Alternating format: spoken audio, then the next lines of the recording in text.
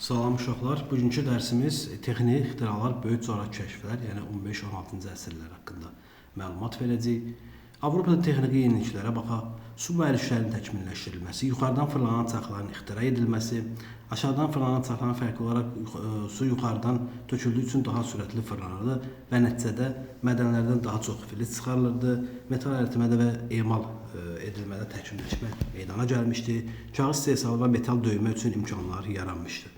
Dəmirə davamlı sobaların ixtira edilməsi və tikilməsi daha çox çuğun, dəmir və polad əldə etmək üçün bu əlverişli vasitə oldu. Daş kömür istehsalı xeyli artdı. Çuğun və dəmir istehsalı artması odlu silahın istehsalına şərait yaratdı. Yeni odlu silahlar 16-cı əsrdə ağır və səhər toplarından geniş istifadə olundu. Əl silahları, tapancalar, ağır tüfənglər hazırlanmağa başladı. Odlu silahın təsiri isə bundan ibarətdir ki, feodal cəngavər süvariləri öz əhəmiyyətini itirdi və yeni muzlu orduya çevrildi. Feodal qəsrləri etibarlı sığınacaq rolunu itirdi. Dənizçilikdə yeniliklərə baxaq. Kompasın ixtira edilməsi, yeni dəniz cihazları və bəzi yeni dəniz avadanlıqları yarandı. Kompasın ixtirası ilk dəfə olaraq biz Çində görmüşük. 15-ci əsrdə karavellalar, yəni yelkənli gəmilər ixtira edildi. Əvvəlki gəmilərdən fərqli olaraq karavellalar sürətli hərəkət edir və küləyin istiqamətini asılı olmayaraq istənilən istiqamətə üzə bilirdi. İndi böyük coğrafi kəşflərin səbəblərinə və iqtisadi səbəblərinə baxaq. Birinci olaraq, böyük coğrafi kəşflər əsasən iqtisadi səbəblərlə bağlı olmuşdur. 14-cü əsrin ortalarında bütün Avropada yayılan qara ölüm, yəni vəba epidemiyası sol iqtisadi vəziyyəti pisləşdirdi və əhalinin 3/4-nin çoxunun ölümünə səbəb olmuşdu. Avropa iqtisadiyyatının yenidən canlanması şərq ticarətindən daha çox istifadə etmək üçün çoxlu qızıl, gümüş, işçi qüvvəsinə ehtiyac yaradırdı. Lakin pul kəsmək üçün lazım olan qiymətli metallar da az idi ya da yataqları tükənmişdi. Avropalılar şərq ticarətinin xüsusilə dərman sahəsini genişləndirməyə çalışırlar. Şərqin zərif parçaları və qiymətli dərmanları Avropalılar Asiya ölkələrinə marağını artırdı. Xüsusilə Hindistana olan cazibə kimi onlara gəlirdi. Avropa tacirləri buradan götürdükləri dərmanları digər Avropa ölkələrinə daha qiymətlərə satırdılar. Siyasi səbəblərinə baxaq. Osmanlıların Kiçik Asiya və Suriyaya keçən ənənəvi quru yolu nəzarətə alınması və Konstantinopolun fədəlməsi nəticəsində Avropa tacirləri səyyahları şərq ölkə əlaqələri çətinləşdirirdi. Bu da onların yeni yollar axtarmağa, dəniz yolu ilə Asiyaya çatmaq cəhdlərinə sövq etmişdi. Dini və ideoloji səbəblərinə baxaq. Coğrafi kəşflər xristianlığın yayılması bəhanəsi ilə həyata keçirilirdi. Bu siyasi və iqtisadi məqsədlərin düzəldilməsinə xidmət edirdi. Portuqaliyanın roluna baxaq.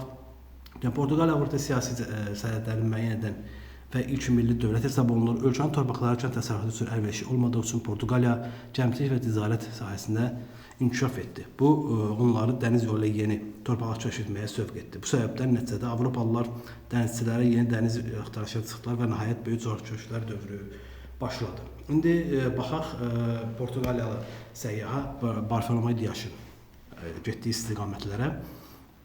Atlantik okeanı və Avropanın qərb sahələrinə gəmilər göndərildi. Onlar yerli əhaliyə şüşə muncuq verir, qarşılığında qızıl tozu və fil sümüyü alırlar. Qızıl sahil və fil dişi sahil adlanan məhz buradan yaranmış. Tədricən qul alveri də başlamış. Portuqaliya ilə Afrikanın cənubuna köçərək Hindistana getməyə mümkün haqqında məlumatlara malik idilər və Bartolomeu Dias rəhbərlik etdiyi ekspedisiya Afrikanın qərb sahilləri ilə üzərək qitənin cənub ucuna çatdı və Ümid burnu kəşf edildi və Hind okeanına çıxış əldə olundu. Lakin dənizçilərin yorğunluğu və xəstəliklərin səbəbindən səyahət dayandırıldı və geri qaytarıldı. Christopher Columbun Amerikan kəşfinə baxaq. 1492-ci ildə 15-ci əsrdə yerin kürə şəklində olması haqqında fərziyyələr irəli sürən Avropa səyyahları qərbdə Üzbək və Hindistana çatmağı düşünürlər. Lakin dənizçilər bu qədər uzaq məsafəni qət etmək üçün təcrübəsi elə də yox idi. İtalyan əsilli Christopher Columb gəncliyində coğrafi xəritələrlə tanış olmuşdu. İspaniyaya gələrək xidmət etdiyi İspan kralının qərbdə Üzbək və Hindistana çatmağı mümkünlüyünə inandırmışdı. 1492-ci ildə Columb qərb səyahətə başlayaraq Kuba və Haiti adalarını kəşf etdi. Bu əraziləri səhvən Hindistan, ərazisini isə hindlilərlə bağladı. Lakin onun qiymətli metalları axtarışı nəticəsiz qaldı. Digər səyyahlar tezliklə başa düşdülər ki, Columb bilmədən yeni bir qitə kəşf etmişdir. Bunun misal olaraq biz Amerika Vespucci'nin rolunu görəcəyik. 15-ci əsrin sonu və 16-cı əsrin əvvəllərində İtalyan səyyah Americo Vespucci Kolumbiyanın kəşf etdiyi yeni qitə və bir neçə daha həmin ərazilərə səyahət etdi və bu yerlər haqqında məktublar yazdı. Bu məktublar sayəsində yeni qitə onun adı ilə Amerika adlanmağa başladı. Beləliklə, Vespucci Kolumbun kəşf etdiyi əraziləri yeni bir qitə olduğunu sübut etdi. Bu kəşflər Avropanın dünya mədəniyyəti və iqtisadının köklü dəyişikliğinə səbəb oldu. Daha sonra Vasco da Gama'nın Hindistan dəniz yolu kəşf etməsinə baxacaq 1498-ci ildə 15-ci əsrin sonlarında Portuqaliya kralı Hindistana dəniz yolu tapmaq məqsədi ilə Vasco da Gama rəhbərliyi ekspedisiyaya göndərdi. Ekspedisiya Mutbunu keçmiş və Afrikanın şərq sahələrinə çıxmışdı. Səyahət zamanı isti və fırtınalı əziyyət çəkən dənizçilərin çoxu yoxucu xəstəlikdən vəfat etdi. Lakin yerli bir dəniz bələdçisinin köməyi ilə Hind okeanına çıxıb 1490-cı Hindistanın Kalikut limanına çatdı. Beləliklə Hindistanın dəniz yolu kəşf edildi. Kalikut limanını yan alaraq yerli hökmdarlar yazılar ilə münaqişəyə girdi. Münaqişə Vasco da Gama'nın qəddar davranış yolu ilə həll olundu. Avropalılar özlərini yerli əhaliyə qəddar və nəzakətsiz kimi tanıdaraq cəmiyyələri ədiyyatla doldurub Portuqaliyaya qayıtdılar. Portuqaliya ərəb tacirləri nəzarətində olan ədviyyat ticarətinə əl keçmək üçün mübarizə apardı və 16-cı əsrin əvvəllərində buna nail oldu. İndi İspan səyyah Fernando Magellan'ın iç dünya səyahətinə baxaq 1519 və 1522-ci illərdə. 1519-cu ildə İspan dənizçiləri Christopher Columbun iddialarını təkrarlayaraq Fernando Magellan rəhbərliyə dünya səyahətinə başladılar. Məqsəd Atlantik okeanı keçib qərbə üzərək Asiyaya çıxmaq idi. Cənubi Amerika sahələri boyunca hərəkət edərək yeni bir okeana çıxdılar. Bir neçə ay ərzində heç bir fırtına yaşamədikləri üçün buranı Sakit okean adlandırdılar. Atlantik okeanına Sakit okeana keçid üçün istifadə etdikləri boğaz isə Magellan boğazı adını aldı. Filippin adalarında yerli əhali toqquşmadan Magellan öldürüldü. Lakin səyahət davam etdirən İspan dənizçiləri 1522-ci ildə İspaniyaya qayıda bildilər. Yerin çöl şəkildə olduğunu sübut edərək bütün okeanların bir-birinə əlaqə olduğunu müəyyən etdilər. Beləliklə, Fernando Magellan ekspedisiyası tarixdə ilk dəfə dünya səyahəti kimi qeydə alındı. İndi böyük coğrafi kəşflərin iqtisadi nəticələrinə baxaq. Yeni qitələr, yəni Afrika və Avstriya kəşf edildi. Ticari yollar dənizlər və okeanlar üzərindən keçməyə başladı. Yəni dənizlərdən əvvəl quru yolu ilə isə dəniz və okeanlar üzərinə keçməyə başladı. Dünya okeanı vasitəsilə yeni ticarət yolları yarandı. Venesiya və Göyönə kimi ənənəvi ticarət mərkəzində yeni yolların kənarda qaldı. Dünya ticarət formalaşdı və ticarət qlobal miqyasda aparılmağa başladı. Şərqin böyük imperiyalar arasında keçən köhnə ticarət yolları əhəmiyyətini itirdi. Asiya ölkələri ticarət Hollandiya, İngiltərə və Portuqal limanında cəmləşdi. İndi siyasi nəticələrinə baxaq. Dünya ticarətinin genişlənmə müstəmləkə işğalı üçün şərait yaratdı. Bir sıra Avropa, Asiya və Afrika ölkələri işğal edilərək müstəmləkəyə çevrildi. Bu ölkələrin sərvətləri Avropa dövlətlərinin iqtisadi, elm və texnoloji inkişafına təsir etdi. Müasir dövrdə təsir edən sosial-iqtisadi, siyasi problemlərin əsası qoyuldu. Dövlətlər arasında münasibətlərdə dəyişikliklər baş verdi və yeni kəşf edilən ərazilər uğrunda müharibələr başladı. Bu ərazilərin nüfuz dairəsində bölünməsi ilə bağlı müqavilələr imzalandı. İlk belə müqavilə Portuqal və İspaniya arasında imzalanmışdı. İndi ilk müstəmləkə işğalları və merkantilizm siyasətinə baxaq. Avropalıların kəşf etdikləri torpaqlar ilk növbədə 3 qrup şəkildə yerləşirdi. Ən birinci əsgərlər kəşf edən əraziləri nəzarətə ələ keçirirdilər. Daha sonra tacirlər həmin ərazilərə talançı sürət ticarət edirdilər və xristian misionerlər, köşklər yerli əhalini xristianlaşdıraraq onlara itaətə salmaq məqsədi ilə bu işi görürdülər. Xristian dinini qəbul etməyənlər edam olunurdu. İşğalın ilk dövründə katolik misionerlər 100 minlərlə insanı xristian dininə yönəldə bilmişdi. İlk müstəmləkələr Portuqal və İspaniya ələ keçirdi. Portuqallar hətta Çin və Yaponiya sahələrinə qədər çatdılar. Lakin Portuqaliya Asiya və digər bölgələrə tam müstəmləkə çevirə üçün kifayət qədər əhalisi və iqtisadi və hərbi gücü olmadığı üçün İspaniya, İngiltərə, Hollandiya, Fransa daha geniş müstəmləkə əldə etməyə nail oldular. Avropalılar yeni dünya adlandırdılar. Amerikayı yerli zibiləsilə tez bir zamanda məhv etməyə başladılar və hətta buna misal olaraq biz İspanları götürə bilərik. İspaniya Meksikada Aztec dövlətini Perduan dağlarda İnka imperiyasına işğal etdilər. Yerli əhali quldur, talan və kütləvi qırğınlarla qarşılaşdı. Yerli mədəniyyət sistematik şəkildə məhv edildi. Portuqaliya və İspanların müstəmləkələrinə baxaq. Portuqaliya müstəmləkələri Ərəbistan və Hindistan sahilləri, Şərqi Avropa sahilləri, Hind okeanı regionu, Zond və Mukuk adaları, Cənubi Amerikada yalnız Braziliyanı müstəmləkəyə çevirə bilmişdi. İspaniya müstəmləkələrinə baxsaq isə Braziliyada xaric bütün Cənubi Amerika, Meksika, Peru və sair ərazilər Kuba və Karib dəniz adalarını öz müstəmləkəsinə çevirmişdi. İndi yerli əhalinin vəziyyətinə baxaq. Avropalılar tərəfindən yerli əhali kütləvi qırğınlara məruz qaldı. Avropalıların gətirdiyi çiçək, qızılca kimi xəsarətlər yerli əhalilər arasında böyük tələfatlar nəticələndi. Yerlilərin soyğuna məruz qalması Amerikada qul ehtiyacını yaratdı. Bununla əlaqədar olaraq müstəmləkələr qul ticarəti vasitəsilə Afrikadan qullar götürməyə və qul ticarətini genişləndirməyə başladılar. İspanlar və Portuqallar mədənlərdə və plantasiyalarda bu qullardan istifadə edirdilər.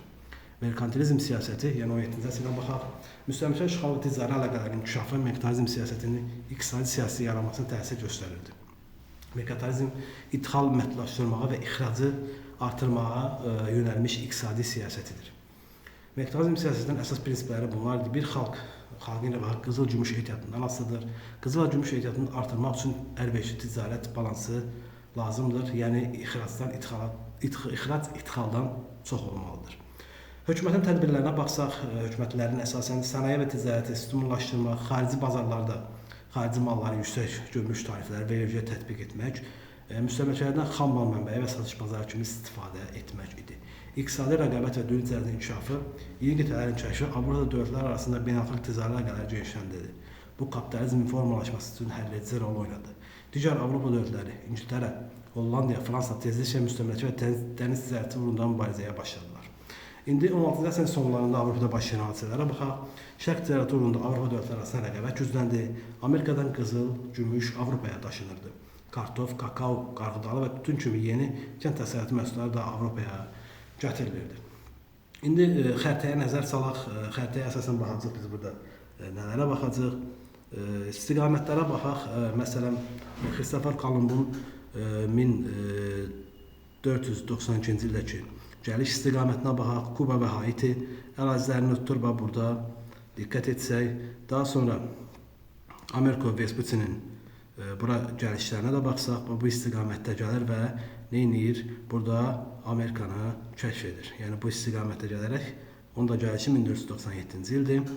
Daha sonra Diaşın 1487 və 88-ci ildə Portuqaliyadan çıxaraq Afrikanın cənubuna, yəni Ümid burnu deyilən kəşf edilen yerə, yəni cənub bölgəsinə gəlib çıxır uc nöqtəsinə və onun bu istiqamətini davam etdirən Vasco da Gama'da 1497 və 99-cu illərdəki səyahətlər nəticəsində gəlib burada, hətta o Hindistanın Kalikut limanını da burada gəlir çıxır ora qədər, yəni kəşf edir Hindistana dəniz yolunu. Daha sonra biz 1519-22-ci illərdəki Fernando Magellan'ın gəlişinə baxacaq. O isə İspaniyadan çıxaraq bu istiqamətdə hərəkət edir və yerin kürə şəklində olduğunu isbat edir və üzərək, yəni Atlantik okeanı Sakit okeanına çıxır və Sakit okeandan isə üzü bu yana, yəni Asiya tərəfə gəlib çıxır və dünyanın kürə şəklində olduğunu isbat edir. Daha sonra biz növbəti bir xəritəyə baxaq. Burada isə böyük coğrafi kəşflərdə gedilən ərazilərdən söhbət açılır. Məsələn, həm də müstəmləkələrdən söhbət açılır. Misal olaraq İspaniyanı biz götürək. İspaniya, bayaq dediyimiz kimi, Cənubi Amerikanın çox hissəsini, Meksika və Haiti ərazisini, yəni bu əraziləri ələ keçirdir və oranın müstəmləkəsi edir.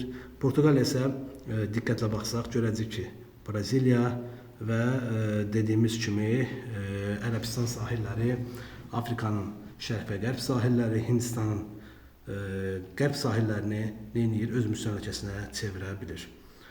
Daha sonra Fransada, Fransada böyük işlər görür, hətta Şimal Amerikanın bəzi ərazilər olsun, adalar olsun və Asiyada müəyyən müstəmləkələr əldə edir.